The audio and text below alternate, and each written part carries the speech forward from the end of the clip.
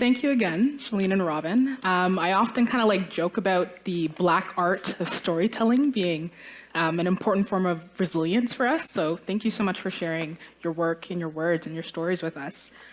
So now we're just going to kind of start a discussion. I kind of want to pick your brains a little bit and allow you folks to pick their brains as well. But to start off, for me, being able to place myself in your work really informed the journey that I personally took reading your books. It was an emotional journey for me as a Black woman, reading the work of other Black women, and as someone who's a researcher and someone who's a future policymaker, the connection I felt with your work kind of impacted me both as a reader and a writer. So I actually want to start off by asking Robin a question that Shalene poses to herself at the end of her memoir. What is your responsibility, if any, to writers that aren't white? And I'm going to flip it around for you and ask, what responsibility, if any, do you have to readers who aren't white? I mean, there are so many. I think the more that I write, the more I continue to realize how many responsibilities we really have as writers, both, of course, to the people that we're writing about, to the communities that we come from and that we're fighting for, and also what kind of message that gives to those of us that will write afterwards, right? So I think that that's a really important question to keep in mind. And I think that we very much have a responsibility toward future writers when we think about how we tell the stories that we tell.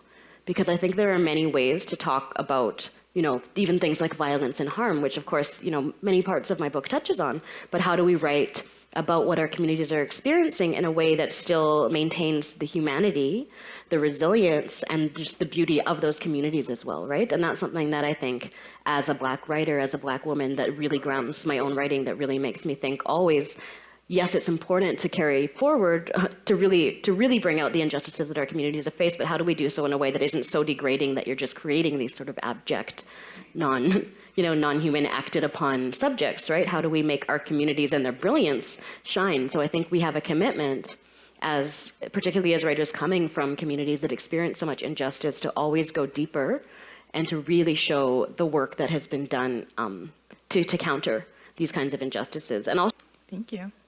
Shalene?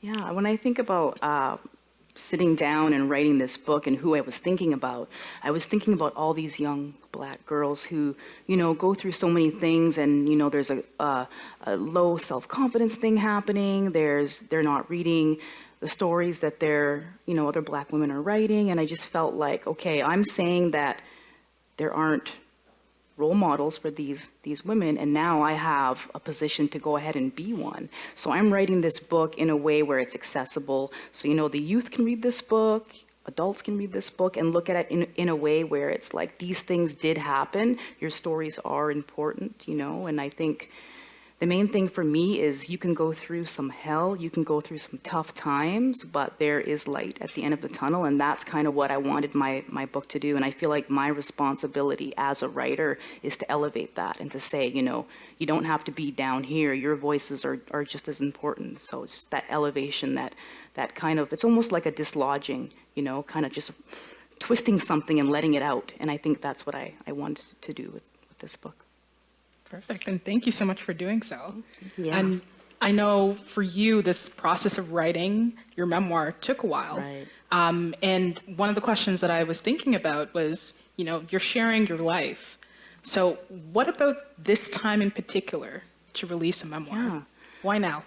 I think I've been writing this book my whole life, kind of in silence, in the dark, in the corners, because I didn't want anyone to see me. I didn't want anyone to see what I went through. I didn't want anyone to see my mother and judge her and see what she went through. And so, writing this as a little girl, I remember just kind of sitting in my room and just writing little pieces of things and moving from house to house to house. All of my writing was erased. Mm-hmm. So for me, all of my history was erased. And that's kind of, it's kind of a big deal to think about now. And I didn't really think about that too much as a young girl. It's just like survival mode, right? Like, just keep going.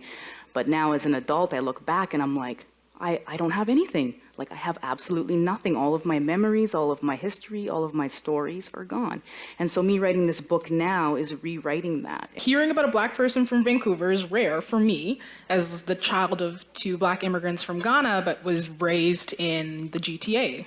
Not only are like the stories of Black people rendered invisible, but they're almost like contained in like certain regional spots. Like you'll hear about Black experiences in the Toronto area, Ottawa, Montreal, or Nova Scotia. But I think what you both do is you give a voice to Black experience across the country. You outlining your history and your journey as a child, and you through your anecdotal examples and your data from coast to coast. And so I think my question to you is, how important is it for readers and for the general Canadian public to hear stories of Blackness from across the country? So important, I think. I mean, even being in Vancouver, you hear that myth that there are no Black people in Vancouver. But really, I think folks are just kind of dispersed and moved around, and so you don't see these big clusters of folks. And I experience, as a Black woman in Vancouver, I do feel very alone. I don't see a lot of, Black women. I don't see a lot of mixed race women like myself. And so, yeah, it's kind of a weird thing. And coming out to Toronto, I was in Toronto for about a week and walking around, and I'm like, it's a different vibe, it's a different feel. And I couldn't figure that out. I'm like, why is it? Is it because there's so many other Black people here? Or, I'm still pondering that, thinking about it. But there's something about seeing yourself. There's something about being on a bus or a subway and looking out and seeing someone who looks like you. And I know it kind of sounds like that's not a big thing, but it really is, to kind of just share that space with someone who you think might share your experiences. And so it's really a beautiful thing and a very important thing. But for me, it was really important to look at this as a national crisis, because I think so often, as you point out, it's really seen as a Toronto issue, as an Ontario issue, and that means that what's happening to Black people across the country so often, again, is hidden, right? So something that was really interesting for me is pulling out these histories and looking back to, the way that Black populations were treated by the Ku Klux Klan, and who were supported by the police, right, in Saskatchewan in the 1920s and the 1930s and the 1940s, that these are very important parts of the histories, for example, of the prairies that we don't think about, reading about, Black kids being locked out of schools in Camp C, Alberta, for example, in the early mid-20th century, because there weren't enough Black people to formally pass segregation. So instead, they would just physically not allow Black children to go to school, right? So I think that it really helps create a national history that says, sure, this is Black history, but that this is Canadian history, and this is Canadian history coast to coast. And it was really important for me to talk about Canada as a whole, and to not allow us to say that this only exists in places where, for example, there's larger Black communities, because wherever Black people go, we're treated the same way, and that's something that I think so often isn't really understood in a Canadian perspective, where we're often taught to think about these kinds of racism as being either American or like Toronto, right? So, yeah, no, that's a great point you made. thank you. Because I think you touched on this, Shalane, like Black people, we're migratory people. We move. We're everywhere, and with that comes the movement of anti-Blackness, unfortunately. But what I think both of your works do is touch on that, and so thank you for naming those stories and naming our experiences across the country and what that looks like, and really appreciate it. Earlier, I kind of talked about like my personal journey reading your work, and for me, I think it was an emotional one, because despite like the joy and the feelings of affirmation and pleasure I got from reading your book, I was emotionally triggered many times, and not because the work that you presented was offensive in any way. It's because what it did was, it was a very honest and inescapable presentation that the violence and the trauma and the trauma that's inflicted on us, it impacts us on an individual level, and it has an impact essentially in our communities and our homes. And so that is what I experienced as a reader, but I can only imagine what that could be for people writing those stories and who have to recount their own personal experiences of trauma and sharing other people's stories. And so what I wanted to ask you both is, what were your processes of self-care in writing your manuscripts? Because I think that's important to hear, and I don't think it's a question that is asked to writers a lot, because you do have to take care of yourself when you're talking about your personal stories or that stories that relate to you in different ways? Yeah, for me, it was obviously a very personal experience, and it took me forever to do. But you have to kind of sit down with the unexpected, I think, and thinking about what's not necessarily just the work that you're writing, but the work that you're not writing, and sit down with that. Because what happened with me was I would write something, okay, I have this memory down, this fragment, this chunk, it's there, but something else that I wasn't expecting would come up. It would trigger something completely different that, you know, a memory or something that happened to me that I had completely blocked out, and that would come up. Or, you know, something that happened to someone else that I'd witnessed would come up, and not necessarily my story to include, but a very important thing to sit with and recognize and acknowledge. So I gave myself a lot of time, I gave myself a lot of space, and just, you know, to know that there's no right or wrong with this particular book, that this is my story, my perspective. So, I mean, on a personal level, self-care for me, when I was writing this book, it was in the year of the first year of my son's life.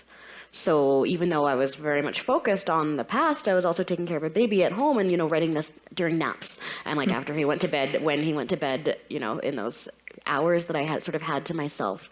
But it was something that very much, even though it's obviously exhausting to care for an infant, it also really grounds you in the future. And I think it's something that really helped me to, though the book is despairing in many ways, it's also very, very hopeful. And I think that hopefulness really came from looking down at my tiny son, Lamar, and thinking about the kind of world that I wanted him to have versus the one that had been before. And that's something that I found, again, it's not really self-care to care for an infant, but it still is a certain kind of like affirmation and love that you ground yourself in. And something else that was very helpful for me, and is still very helpful for me, is thinking about the brilliance of our ancestors and what they have done for us.